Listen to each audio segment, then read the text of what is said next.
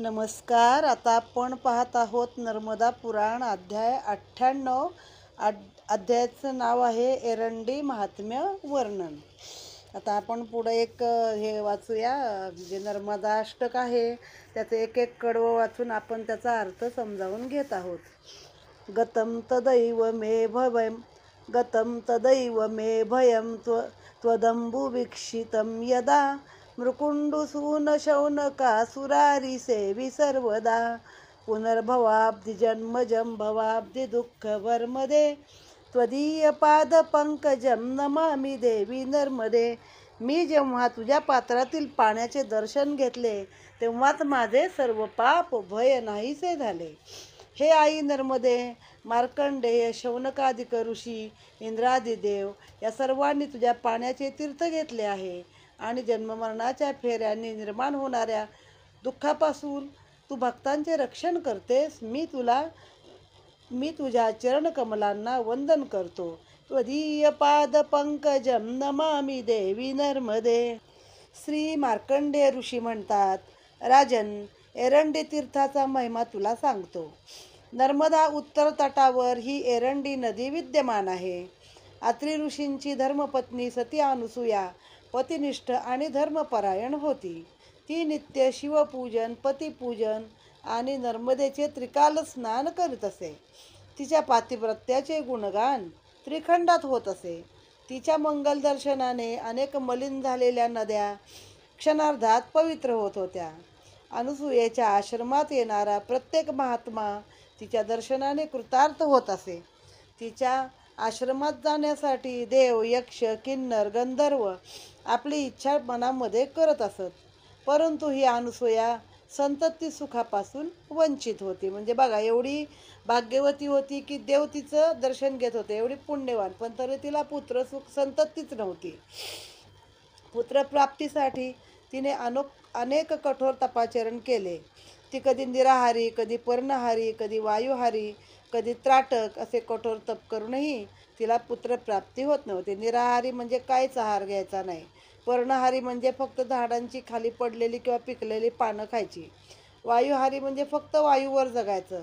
आणि त्राटक म्हणजे ते बरेच डोळ्याचे प्रकार आहेत. त्राटकामध्ये खेचरी मुद्रा आहे, म्हणजे एका जागी नाकाच्या शेंड्यावर ध्यान धरायचं, दोन भुबयाच्या मध्यावर ध्यान धरायचं, किंवा आपलं एक कुठं जरी बिंदू स्थिर करायचा, त्या बिंदूवरती ध्यान धरायचं, म्हणजे त्राटक आहे. तर इत्यादी पद्धतीचे तप करून देखील तिला काही संतान होत नव्हतं. अस्वस्थ मनाने ती अत्रींना म्हणाली, नाथ, माझ्यात असे कोणते दुर्गुण आहेत ज्यामुळे विधाता आपल्याला संतती सुख देण्याचे विसरून गेला. अत्री म्हणाले, हे कल्याणी, तू म्हणतेस ते बरोबर आहे. ज्याला पुत्र होत नाही त्याच्या पितरांना पुयोद आदी नरकातून कोण सोडविल?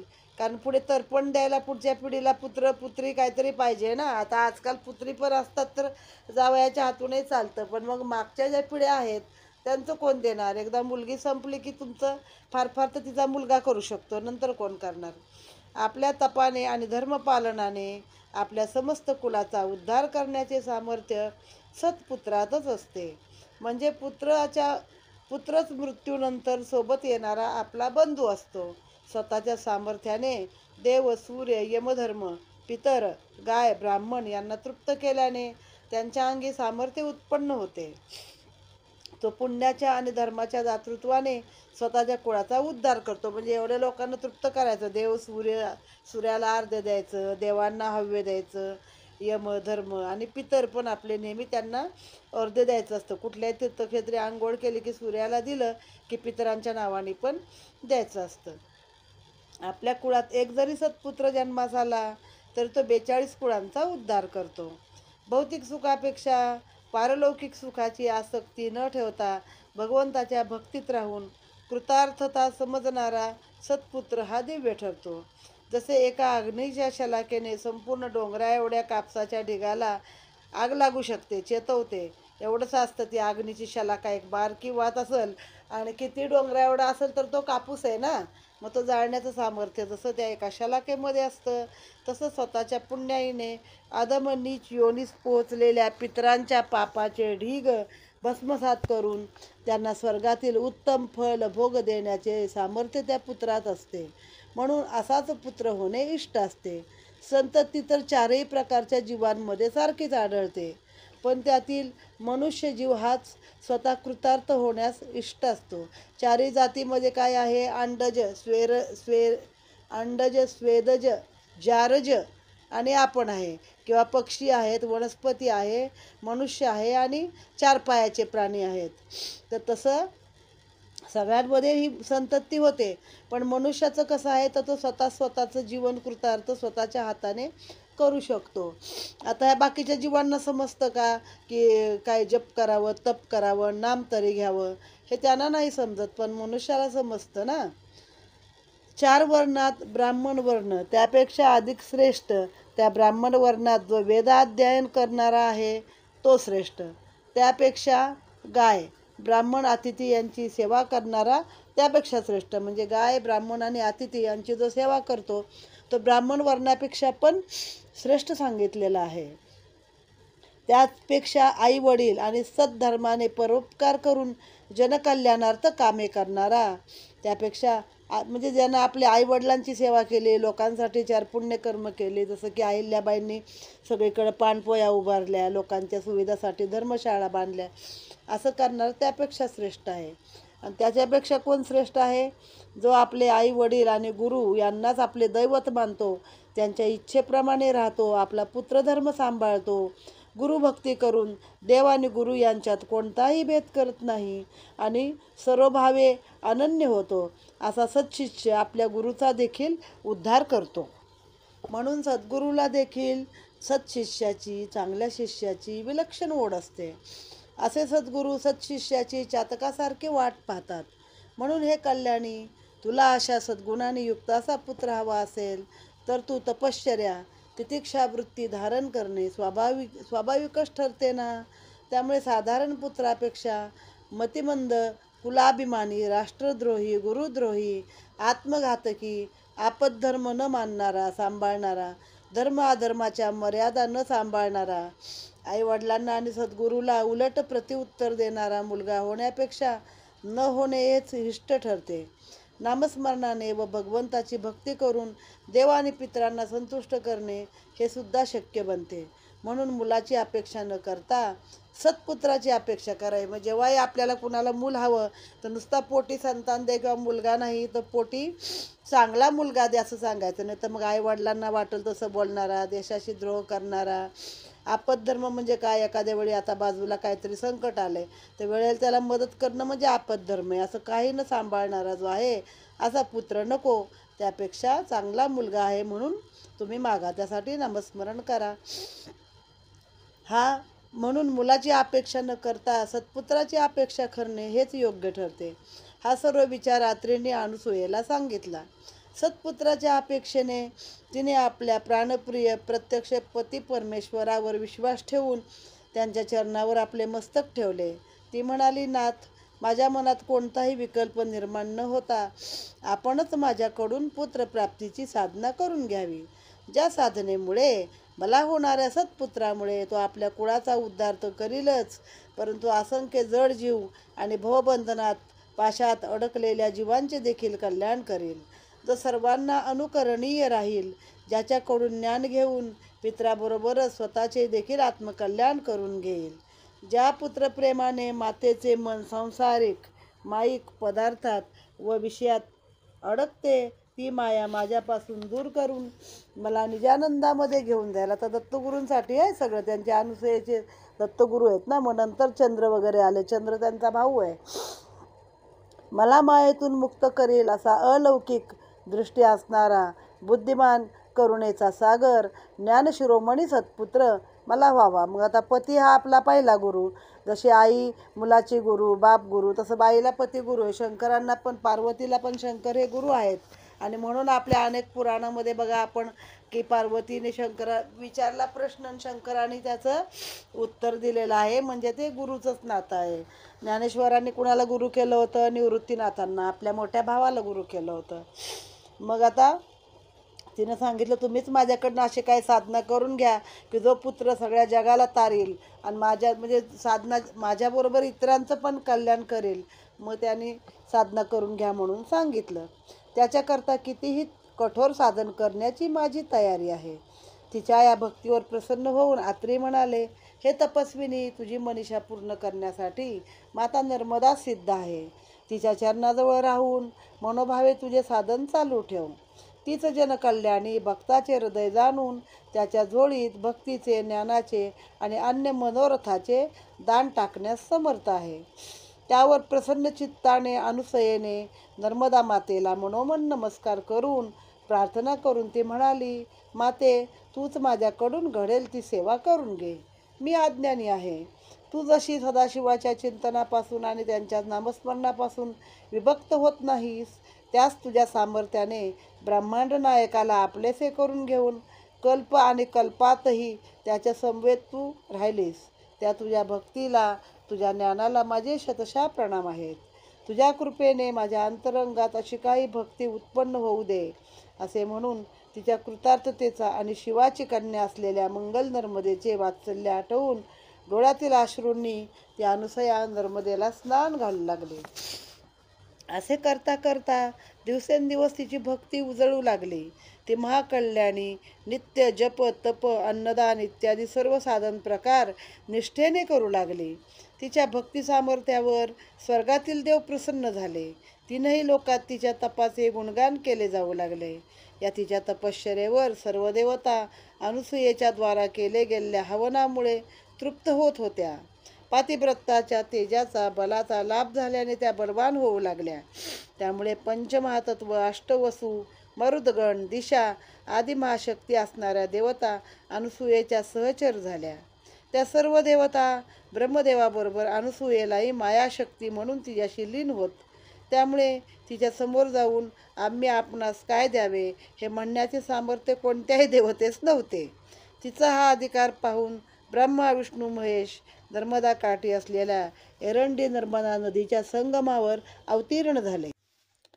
हे तीन देव ब्राह्मण वेशधारी असून मुखाने दिव्य वेद मंत्र पठण करीत होते. ते आश्रमात येऊन तिला म्हणाले, हे कल्याणी, आम्ही तुझ्या दातृत्वाचा महिमा ऐकून खूप दुरून आलो आहोत. तरी तू आमचे मनोरथ जाणून आम्हाला भिक्षा घालावी. त्यांच्या मनातील वात्सल्याचे आणि मातृभावाचे लक्षात येऊन तिने तीनही देवांना ओळखले. ती त्यांना म्हणाली, तुम्ही ब्रह्मदेव आहात का, ज्याचे रूप वर्षास्वरूप आहे, ज्यांना लोक मेघरूप मानतात. हाच संध्येच्या पूर्वी असणारा सूर्योदयाच्या रम्य उषक काल तूच ना. तू विष्णू असून तूच हेमंत ऋतू बनून जगताच्या उदरभरणाची व्यवस्था आणि सकल जगतातील लोकांच्या पोटात वैश्वानर अहम वैश्वानरो भूत्वा प्राणाम देहमाश्रिता प्राणापान पचामिन्यम चतुर्भुजम. म्हणजे काय ते, मी लोकांच्या पोटातला वडवानळ आहे. मग तू विष्णू आहेस का? तूच लोकांच्या पोटातला वैश्वानर आहे का? अरण्यात लागणारा वडवानळ पण तूच आहे. अंतरिक्षातला द्युमनस, वनस्पतीतील रस निर्माण करणारा शशी, तर सकल जीवांच्या नेत्रातील दृष्टी, वाणीतील शब्दरूपाने प्रकाश देणारा सूर्य तूच आहेस ना. अशा सकल जीवांना आनंद देऊन सर्वाचे मन हरण करणारा हरी तूच आहेस. प्रत्यक्ष महादेवाकडे अंगुली निर्देश करून माता म्हणाली, तू रुद्र आहेस ना, जो सर्व ब्रह्मांडाचा लय करणारा, ग्रीष्म ऋतू होऊन पृथ्वीवरील जल शोषून घेऊन भयंकर वारा सोडणारा, सर्व उत्पत्तीचे मूळ असणारा, भक्तावरती कृपा करून त्यांच्या भक्तीने प्रसन्न होणारा आशुतोष तूच आहेस. तूच काशी क्षेत्री अनेक बद्ध जीवांना तारक मंत्राचा उपदेश देऊन त्यांना भवबंधनातून सोडविणारा दाता आहेस. हे तिचे अचूक वर्णन आणि ओळख पटल्याने त्रिदेव हसले आणि म्हणाले, माते, आम्हीच तुझे पुत्र आहोत. तूच विश्वाची चित्कला माया शक्ती आहेस. तुझ्यापासून आमची उत्पत्ती होते. तूच आमचा पुत्र रूपाने स्वीकार कर. त्यांच्या अंतःकरणातील विनयभाव तळमळ पाहून नर्मदेचे दिव्य जल आपल्या पतीच्या चरणाचे स्मरण करून तिने त्या त्रिदेवावरती प्रोक्षण केले. म्हणजे त्यांच्या अंगावरती शिंपडले नर्मदेचे जल, ते पण आपल्या पतीची आठवण करून. नर्मदा जलाचे प्रोक्षण होताच त्रिदेव अनुसूया पुत्र झाले. त्यामुळे एरंडी आणि नर्मदा संगमास दिव्यत्व प्राप्त झाले. या ठिकाणची दिव्य मृत्तिका ही देखील या दिव्य अनुसूयेच्या स्पर्शाची आठवण करून देणारी आहे, जिच्या लेपनाने अंतःकरणात भक्ती, ज्ञान, वैराग्य निर्माण झाले. त्या ठिकाणी दिव्य माती साधक अंगाला चोळून स्वतःस भाग्यवान समजतात. त्यामुळे अंतःकरण शुद्ध करून नर्मदेचे मातृत्व मिळून आपण तिचे लाडके पुत्र कसे होऊ, जिच्यामुळे नर्मदा मातेचा आनंद वाटेल असा आचार विचार आणि उच्चार होईल, याकडे साधक अंतर्मुख होऊन पाहतो. खरोखर या दिव्य भूमीच्या मातीच्या स्पर्शाने अंतःकरणात सात्विक भाव उमलू लागतात. अनुसूया मातेला याच ठिकाणी जशी पुत्राची अपेक्षा होती व अत्रींची पुत्राविषयी जी धारणा होती, त्याप्रमाणे दत्तात्रेय रूपाने त्रिदेवाच्या स्वरूपाने माता नर्मदेने ती इच्छा पूर्ण केली. अशा या एरंडी संगमावर सगुण साकार आणि लोभस बाल दत्तात्रेय मूर्ती निर्माण झाली. या परब्रह्म ब्रह्मांड नायकाला माता अनुसूया नर्मदेच्या समोर तिच्या मांडीवर पित्याला मांडीवर घेऊन स्नान घालत असे. का नर्मदेचा पिता ना, त्यात शंकराचा पण रुपडा आहे. आपल्या पित्याचे हे कौतुक नर्मदा मोठ्या कुतूहलाने पाहत असे. तिच्या या भाव उत्कट शक्तीतून एक दिव्य कुंडाची निर्मिती झाली. याच दिव्य कुंडाच्या जलाने माता अनुसूया दत्तात्रेयांना स्नान घालते. आजही हे कुंड अनुसूया आश्रमात पाहावयास मिळते.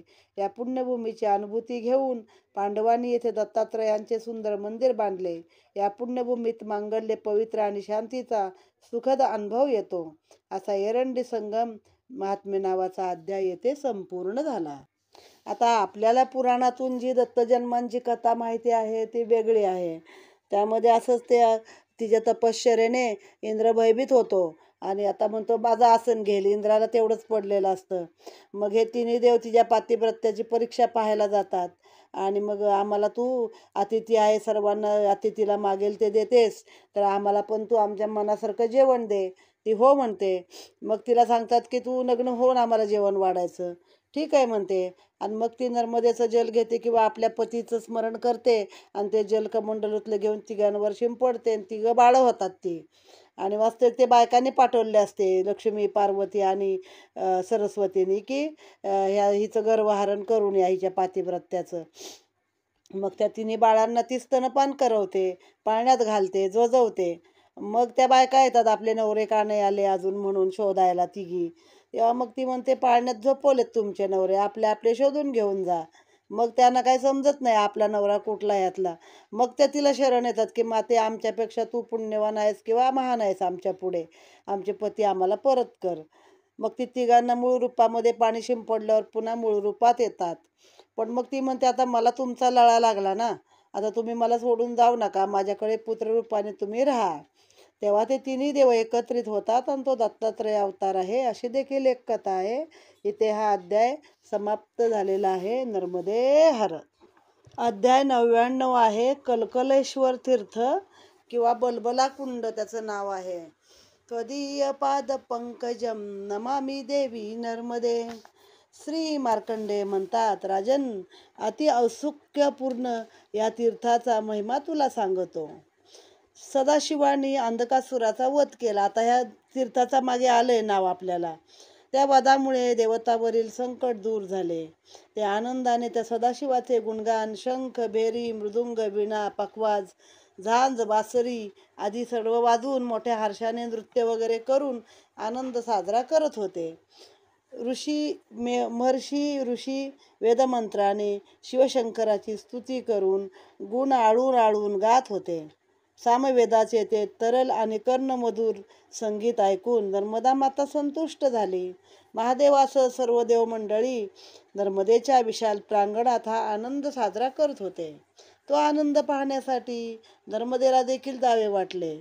पण मुख्य प्रवाह सोडून तेथे जाणे शक्य नसल्याने ती प्रतीक रूपाने एका कुंडात कलकल बलबल असा आवाज करत प्रगट झाली. नर्मदेचा आपल्या आनंदातील सहभाग पाहून महादेवही आनंदले.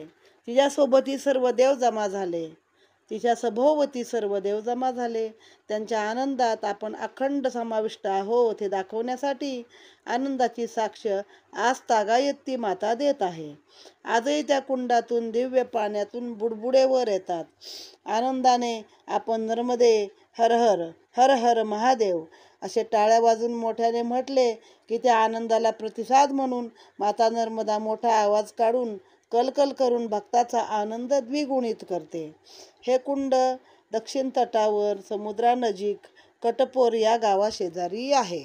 आपल्याकडे ना अनेक ठिकाणी असे चमत्कार आहेत, ज्याच्यामध्ये बघा महाबळेश्वरला जे जुनं महाबळेश्वर आहे त्याच्या दर्शनाला गेलो तर तिथं त्या नंदीच्या तोंडातून 5 नद्या वाहतात. पण त्यांचा मूळ उगम कुठं आहे तो आजपर्यंत सापडलेला नाही. ज्वालामातेची ज्योती अगदी विझवायचा प्रयत्न केला पण ती ज्योती विझली नाही. तसंच अजून एक ठिकाण आहे आपल्याकडं, सातारा जिल्ह्यातलं गाव आहे, मला आता आठवत नाही, मी गेले तिकडं बऱ्याच वेळा. तिथं जी शंकराची पिंड आहे ना तिच्यामध्ये पाणी घातलं की असा सिंहनादासारखा आवाज येतो, आतून गंभीर ध्वनी येतो. तर असे आपल्याकडं खूप चमत्कार आहेत. तशी आजही ती नर्मदा मैया टाळ्या वाजवल्या, नर्मदे हर आवाज केला की आतून बुडबुडे ऐकू येतात. त्या गावाचं नाव सिद्धेश्वर कुरोली आहे, मला आता आठवलं ते. तर अशी आपल्याकडे अनेक ठिकाणं आहेत की काही ठिकाणी मी पण हे कुठंतरी अजून बघितलंय की टाळी वाजवली की ते पाणी असं फ्लो येतो चांगला जोरामध्ये. तर असे आपल्याकडे देवांचे अनेक चमत्कार आहेत. तसेच या कलकलेश्वर तीर्थाच्या उत्पत्तीची प्रचलित कथा अशी आहे, ती पुराणात जरी नसली तरी नर्मदेचे महात्म्य आणि तिच्या भक्ताचे महात्म्य वाढविणारी असल्याने ती पाहणे आवश्यक आहे. भृगु ऋषींचा आश्रम नर्मदेच्या उत्तर तटावर होता, ज्याला सध्या बडोच असे म्हणतात. हे ठिकाण नर्मदेपासून बऱ्याच अंतरावर असल्याने नित्यस्नान आणि शिवपूजनासाठी नर्मदा जलाची त्यांना आवश्यकता होती. म्हणून त्यांनी योगमार्गाने दररोज भृगूंचे शिष्य नर्मदेचे दिव्य जल त्या दक्षिण तटावरून उत्तर तटावरती आकाशमार्गाने घेऊन जात असत. योगमार्गाने ऋषीमुनींना काही शक्य होतं. क्षणात ते ब्रह्मांडात असतात तर क्षणात ते कुठल्या ग्रहावर पण जाऊ शकतात. पुढे पुढे हे शिष्य भृगूंना म्हणाले, आचार्य, रोज इतक्या दूरवरून नर्मदेचं जल घेऊन येणं कठीण आहे. त्यावर काहीतरी सुलभ उपाय करावा ज्यामुळे नर्मदेचे जल सहज प्राप्त होईल. ते ऐकून किंचित हसून भृगूंनी नुकतीच आपली वाळत टाकलेलं कौपिन शिष्याकडे फेकले. त्याला सांगितलं, दक्षिणेकडे जा, हे कौपिन नर्मदा जलामध्ये बुडवून दोन्ही बाजूनी बांधून कमंडलूप्रमाणे घेऊन या. आपल्या गुरुमुखातून आलेले वाक्य ऐकून शिष्य आनंदित झाले. कौपिन म्हणजे त्यांची कपडी वाळत होती, ती उचललीन सांगितलं, कमंडलूप्रमाणे ती करा, मग त्यात बुडवा, पाणी घ्या, त्याच्यामध्ये कमंडलूप्रमाणे बांधा आणि इथपर्यंत घेऊन या. तेथे वाहत असलेल्या नर्मदा जलात त्यांनी ती कौपिन बुडवून म्हणाले, माते, आमच्या गुरूंनी तुला आश्रमात बोलावले आहे. नित्य स्नान, संध्या वंदन आदी कर्म करण्यासाठी तुझ्या दिव्य जलाची त्यांना आवश्यकता आहे. म्हणून आम्ही तुला घेऊन जाण्यासाठी आलो आहोत. माते, आमच्या सोबत यावे. असे म्हणून सांगितल्याप्रमाणे कौपिन बांधून कमंडलूप्रमाणे हातात घेतली. भक्त हृदय सौदामिनी, भक्त प्रतिपालिनी, कमलनयनी, भक्त परिपोषणी, भक्त तिमिर हरिणी, भक्त त्रिताप शमनी, नव उन्मेषशालिनी, भक्त रंग तरंगिणी, भक्त वरदायिनी, भवसंसार दुर्घट हरिणी, सुरवर पोषिणी, लोककल्याणकारिणी, संसार तोषिणी, भवबंध मोचनी अशी माता नर्मदा त्या कमंडलूच्या कौपिन कुपीत विराजमान झाली. जी नर्मदा नियतीचक्र, विधीचक्र, कालचक्र यांचे बंधन जुगारून भक्ताचा त्रास कमी करण्याकरता स्वतःकडे कमीपणा घेऊन आपल्या मुलाच्या भेटीसाठी प्रवाह बदलून भृगु आश्रमात आली. मात्र जाताना आपल्या बाकीच्या मुलांचे हृदय जाणून त्यांची होणारी गैरसोय लक्षात घेऊन त्या मुलाच्या आठवणीने नर्मदेचा पाय थबकला. अशी ही नर्मदा बडोच आश्रमात गेली असली तर दक्षिण तटावर एका कुंडाच्या रूपाने सदोदित आवाज करीत, मी येथे आहे, घाबरू नको, तू साधनेत दक्ष राहा, तुझ्यातल्या आनंदाचा अनुभव घे, हे चिरंतन आहे. या महावाक्याचा उपदेशनाद ब्रह्माच्या संकेतांती आपल्या भक्तांना अव्याहतपणे देत असते. म्हणून दक्षिण तटावर कलकल आवाज करीत नर्मदा मैया केवळ भक्ताच्या कल्याणार्थ सद्भक्ताची वाट पाहत बसलेली आहे. हिच्या दर्शनाने भक्तभाव विभोर होऊन जातात. तिच्या दर्शनाने कैवल्य परमानंद सुखाची प्राप्ती करून देतात. येथे लिंगार्चन, अन्नदान, श्राद्धाचे विशेष फळ आहे. या ठिकाणाचा सध्या चांगला विकास झाला असून परिक्रमावासी मुद्दाम या ठिकाणी जातात. येथून कोणताही नर्मदेचा प्रवाह वाहत नसला तरी या कुंडातील पाणी गोडे आहे, हे आश्चर्य आहे. या कुंडाचे वैशिष्ट्य असे आहे की येथे कुंडातून सतत बुडबुडे येत असतात. आणि मोठ्या टाळ्या वाजून आवाज केल्यास बुडबुडे वाढतात.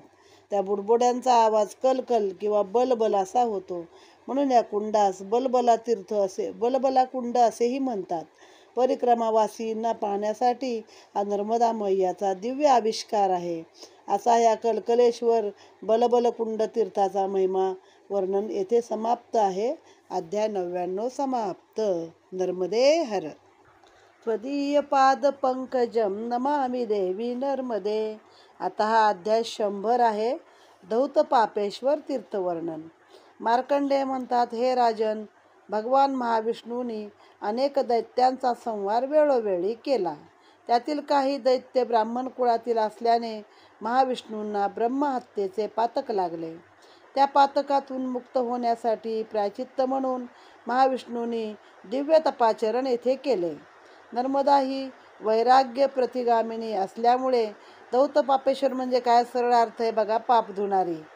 दोष क्षालनार्थ वैकुंठ सोडून महाविष्णूंनी वैराग्य रूप धारण करून तिच्या काठी वैराग्याचे धडे परमात्म्याने स्वतः आनंदाने गिरवले आहेत. यातून महाविष्णूंनी कर्मवादाचा सिद्धांत स्पष्ट केला. म्हणजे प्रत्येकाला कर्म हे चुकलेलं नाही हे पण त्यांनी दाखवून दिलं. मी जरी महाविष्णू असेल तरी मला पण ब्रह्महत्येचं पातक टाळण्यासाठी तप करावं लागलेलं आहे.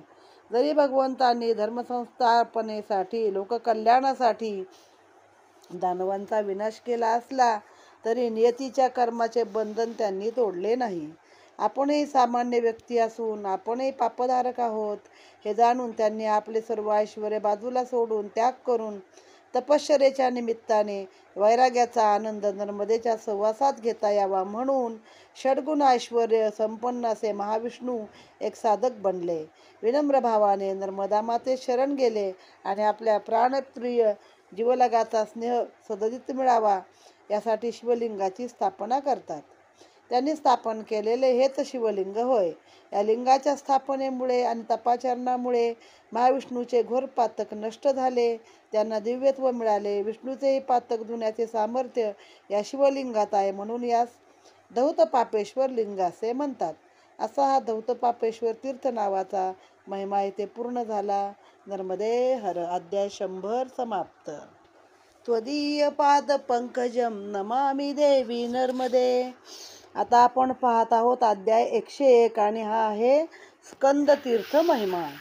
श्री मार्कंडेय म्हणाले, राजन, नर्मदेच्या दक्षिण तटावर हे स्कंद तीर्थ आहे. स्कंद म्हणजे कोण? कार्तिक स्वामी. या ठिकाणी पूर्वी शिवशंकरांनी तप केले. सर्व देवतांच्या प्रार्थनेवरून शिवांनी पार्वती बरोबर विवाह केला. त्यावेळी महादेवांनी आपल्या मनात कामाचे चिंतन केले. त्यामुळे शंकर कामासक्त झाले. नाही तर ते कायम वैरागी असतात आणि कायम समाधिस्थ अवस्थेमध्ये असतात. म्हणून त्यांनी स्वतः आता लग्न केलंय तर पुढचे म्हणजे काय, जे आपलं आहे प्रथेनुसार की आपला धर्म निभावला पाहिजे, पतीचा धर्म. म्हणून त्यांनी कामाचं चिंतन केलं मनात त्यांच्या आणि पार्वतीसह ते असं वनामध्ये विहार करू लागले. तेव्हा देवराज इंद्राला वाटले महादेवाच्या दिव्य तेजापासून काही असुरही निर्माण होतील आणि आपल्याला त्यांच्या क्षोमापासून त्रास होईल. तेव्हा कामासक्त झालेल्या शंकराच्या एकांतात इंद्राने अग्निदेवाला पाठविले. अग्नीला पाहताच महादेवाचे तेज बाहेर पडले. ते दिव्य तेज अग्नीला ग्रहण करावे लागले. आता अग्नीला पाठवलं, अग्नीला पाहून शंकराचं तेज म्हणजे इथं शंकराचं वीर्य ते बाहेर पडलं. मग ते अग्नीनं प्राशन केलं. आता अग्नीला पण ते तेज सहन होत नाही. बरं, एका ठिकाणी वाचलंय मी, अग्नी पण तरी पण गडाबडा लोळायला लागतो, त्याला पण त्या तेजाचा दाह असतो शंकराच्या वीर्याचा. म्हणजे किती ते तेजस्वी असेल विचार करा. मग ते दिव्य तेज अग्नीने ग्रहण केले. त्याला वाटले तेज जर जमिनीवर पडेल तर त्या तेजाने संपूर्ण सृष्टीचा विनाश होईल. म्हणून त्या अग्नीनं ते अतिशीघ्रतेनं ग्रहण केलं. पृथ्वीवरती खाली पडलं तर सृष्टीचा नाश होईल. पण या गोष्टीचा पार्वतीला राग आला. ती म्हणली, देवांनो, तुम्ही स्वार्थी आहात. स्वहितासाठी तुम्ही आमच्या एकांताचा भंग केलात. अमोघ शक्तीपासून आणि मातृसुखापासून तुम्ही मला वंचित केले. म्हणून मी तुमच्या सर्वांना पुत्रविहीन व्हाल असा शाप देते. असे पार्वती म्हणाली. जनकल्याणार्थ आणि विषयापासून अलिप्त होण्याचा शाप त्या पार्वतीमुळेच आम्हाला मिळाला, असे आमचे भाग्यच आहे. असे म्हणून देवांना आनंद झाला. कारण जी निर्माण होईल ती संतती असेल ती त्यागशील, धर्मनिष्ठ, तपानुचरण करणारी, असेलच असे नाही. सत्ता, बल आणि ऐश्वर यांच्या मस्तीने ते देवाचे असुर होतील. परिणामी आमच्यावर देखील सत्ता गाजवून अधिकारपदे स्वतःकडे घेतील. कारण काम, क्रोध, लोभ हे मनुष्यास नीच पातळीवर घेऊन जाण्यासाठी समर्थ असतात. म्हणूनच काम, क्रोध, लोभ यांना नरकाची द्वारे असे म्हटले आहे. या नरकात घेऊन जाणाऱ्या पुत्राचाही सहवास नको आणि त्यांच्या कर्माने ते गेल्याचे दुःखही पाहायला नको. म्हणून आम्ही पुत्रविहीन असणेच इष्ट आहे असे देवांना वाटले. पार्वतीनं शाप दिला खरा, पण देवांना आनंद झाला. कारण आम्ही देव आहे, पण आमची पुढी कशी निपजेल माहीत नाही ना. चांगली निपजली तर ठीक आहे, आणि वाईट निपजली तर मग त्यांचा संहार होणार आमच्या डोळ्यासमोर, तेही बघायला नको. आणि त्याने आमच्यावर अधिकार गाजवले तेही बघायला नको असं देवांना वाटलं. ज्यामुळे आमचे मन भगवत चिंतनात रमेल आणि भोगत असलेले ऐश्वर, भोगसत्ता या मायाधीन आणि अशाश्वत गोष्टी आहेत हे जाणून शिवशंकरांनी दिलेले कार्य त्यांची सेवा म्हणून आम्ही करत राहू. हा विचार करून देवांनी उभयतांना नमस्कार केला आणि पतित अग्नी गंगा किनारी आला. अग्नीला शिवशंकराचे दिव्य अमोघ वीर्य सहन झाले नाही. आता एक अशी देखील कथा आहे की एकदा शंकर पार्वती एकांतात असताना शंकराचं वीर्य धरणीवर पडलं. तर ती धरणीला म्हणली, तू माझ्या पतीची अभिलाषा धरलीस म्हणून मी तुला शाप देते की तुला अनेक पती भोगतील. आता त्याचं कसं, पूर्वी जो राजा असायचा त्याला भूपती म्हटलं जायचं, म्हणजे त्या भूमीचा तो पती आहे. पुढं त्याचा मुलगा पण तिचा पती असतो. त्याच्यामध्ये ते जुन्या काळामध्ये मोरोपंतांनी वगैरे घातलेली कोडी आहेत की पती अनंत करते पतिव्रता, पुनरपी वरते पतीच्या सुता. म्हणजे पतीच्या मुलाला पण पुन्हा ती पती म्हणून वरते. मग तिने पण पार्वतीला शाप दिला की तुला पण शंकरापासून असं मूल तुझं होणारच नाही. मग आता ह्यांच्या या प्रकारातून बघा तो स्कंद झाला सहामुखाचा. आणि गणपती तर तिनं अंगच्या मुळेने किंवा एक सजीव पुतळा बनवला आणि त्याच्यामध्ये प्राण फुंकले असा गणपती आहे. पुढं मग ते ह्याचं मुख बसवलं त्याला, हत्तीचं मुख, ते तर कथा आपल्याला माहितीच आहे. आता हा अग्नी कुठं आला, शेवटी गंगेपाशी आला. कारण अग्नीला पण ते तेज सहन होईना. त्याने गंगेत धारण करण्यासाठी ते पद दिले, ते वीर्य दिले गंगेला, तू घे, तू धारण कर बाई. भक्त प्रतिपालिनी आणि करुणावत्सल, भयशोकहारिणी, संसार तारिणी, मन संतोषकारिणी. नदीचं किती हे केलंय बघा, भलावण म्हणजे खरी आहे ती. मन संतोषकारिणी, त्रिलोकगामिनी, त्रिपदगामिनी, 3 धारा आहेत ना तिच्या. अशी ही मंदाकिनी गंगा माता, हिने शापग्रस्त झालेल्या अग्नीकडून ते शिवशंकराचे अमोघ वीर्य स्वतःच्या उदरात घेतले. त्यापासून दिव्य बालक निर्माण झाले. या बालकाला सांभाळण्यासाठी इंद्राने कृतिकेला पाठवले. हे दिव्य बालक अतिशय विलक्षण होते. प्रत्यक्ष शिवशंकराचे बालक असल्याने तो शक्तिकुंजच होता.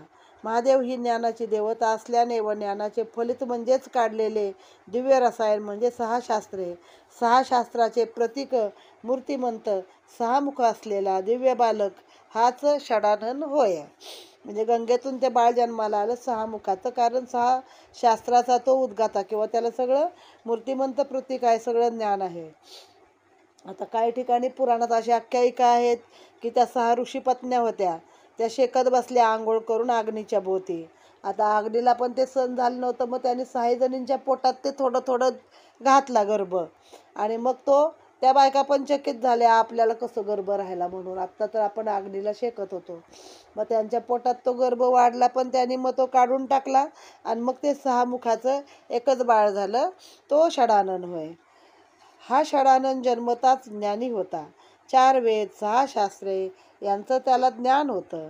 त्याचा जन्म गंगेतून झाल्यामुळे त्याला गंगा गर्भ, कृतिकेने सांभाळल्यामुळे त्याला कार्तिकेय, अग्नीने धारण केल्यामुळे अग्निज या नावाने तो प्रसिद्ध झाला. 6 मुख आहेत म्हणून त्याला षडानन पण आपण म्हणतो. त्याने आपल्या सर्व मातापित्यांना नमस्कार केला. हा शास्त्रवेत्ता असल्याने त्याला स्वतःचा जन्म आणि जन्माचे निमित्त, कारण आणि कार्यकारण भाव माहीत असल्याने त्याने नर्मदा काठी दिव्य तप केले.